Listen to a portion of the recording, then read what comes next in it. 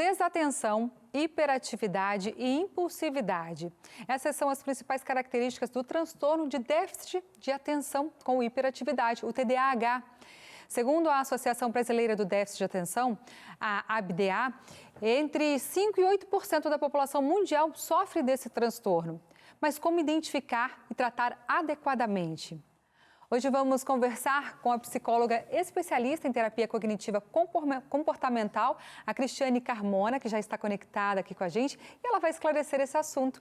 Boa noite, Cristiane, seja bem-vinda ao Revista. Boa noite a todos, obrigada pelo convite. Nós que agradecemos. Cristiane, quais são os aspectos que definem esse transtorno?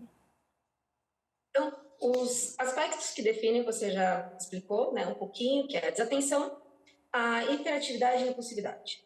Né? Então, no transtorno, há um tipo, né, de hiperativo e impulsivo, o tipo desatento e o tipo combinado.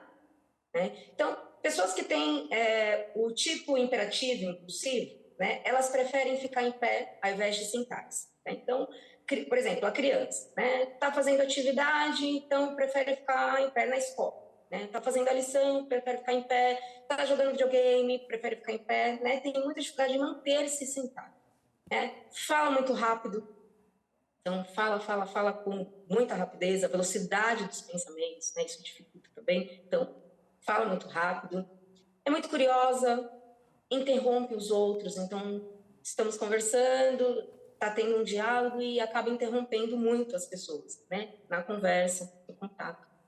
E acaba falando sem pensar. Quando viu, já falou. Tanto criança quanto adulto. Né? No tipo desatento, a pessoa não consegue seguir as instruções que tem no jogo. Então, ela precisa voltar sempre à instrução do jogo para poder fazer atividade. O adulto precisa também sempre voltar o que está escrito, porque não consegue prestar atenção, tem essa dificuldade, né, em se manter na tarefa, né, não consegue se concentrar, tem um pouco de desorganização e esquece as coisas. Né, e o tipo combinado tem todas essas características, né, do desatento, do impulsivo, e tem a quantidade dos sintomas da hiperatividade e da impulsividade. O TDAH, ele pode ser hereditário ou não tem ligação com parentesco? Pode ter um fator genético predominante, né? Principalmente em parentesco de primeiro grau. Né? Então, pode ocorrer também no nascimento, em crianças com baixo peso. E, por exemplo, né, se o pai ou uma mãe tem TDAH, tem a probabilidade de predisposição da criança nascer também com TDAH. Então, isso pode acontecer, ou também pós-nascimento, no decorrer, crianças prematuras, como já foi dito. Agora, Cristiane, é possível a pessoa ter apenas déficit de atenção sem sofrer de hiperatividade, né? Sim, é possível. E há uma incidência maior de tipo desatento em mulheres, né? Que é uma curiosidade bem interessante hoje em dia. A gente vive que as mulheres têm múltiplas tarefas e está sempre se ocupando com alguma coisa. Né? Então, muitas vezes a mulher confunde os sintomas. Né? Então, estão fazendo muita cobrança nessa mulher. Então, quando ela talvez não acaba desempenhando um bom papel, ela acaba se culpando, as pessoas também. Isso acaba dificultando no diagnóstico, né? Então,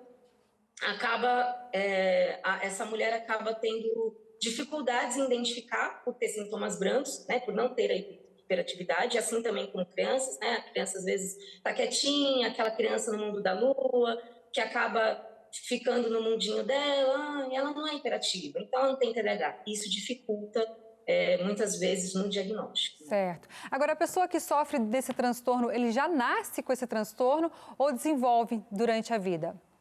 O transtorno, ele pode ocorrer na gestação, né? No pós-parto, devido a traumas, fatores externos, né? Isso pode ocorrer. Situação em que a criança sofreu uma situação traumática de abandono, né? Lesão cerebral, isso pode ocorrer também.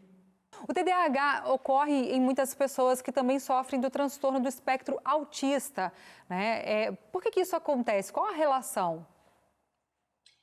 Na verdade, os aspectos em comuns de um transtorno, normalmente ele tem uma associação com outro transtorno, né? Então, por exemplo, um TDAH, ele pode também sofrer de ansiedade, depressão, né? Como um autista também pode sofrer depressão, ansiedade, né? Porque um transtorno, normalmente, ele está associado a outra comorbidade, né? Então, isso pode acontecer, né? Isso pode acontecer nos transtornos, porque normalmente nem sempre só há um transtorno, né? Ele pode ter mais de um no mesmo transtorno. Então, isso pode ocorrer. Por isso que isso pode ocorrer, tanto no autismo, a pessoa dentro do autismo, quanto no TDAH. Certo. Agora, uma vez identificado o TDAH, como a pessoa ou os pais de uma criança, por exemplo, devem proceder? Como tratar o TDAH? A gente precisa entender, então, quem foi que identificou, né? Quem identificou o transtorno? Foram os pais? Foram os tios? As pessoas responsáveis? As pessoas próximas, né? Então, quem foi que identificou? Primeiro, verificar quem identificou. Se não foi um profissional, encaminhar, né, essa pessoa, essa criança para um profissional, um especialista, fazer o diagnóstico, fazer a avaliação.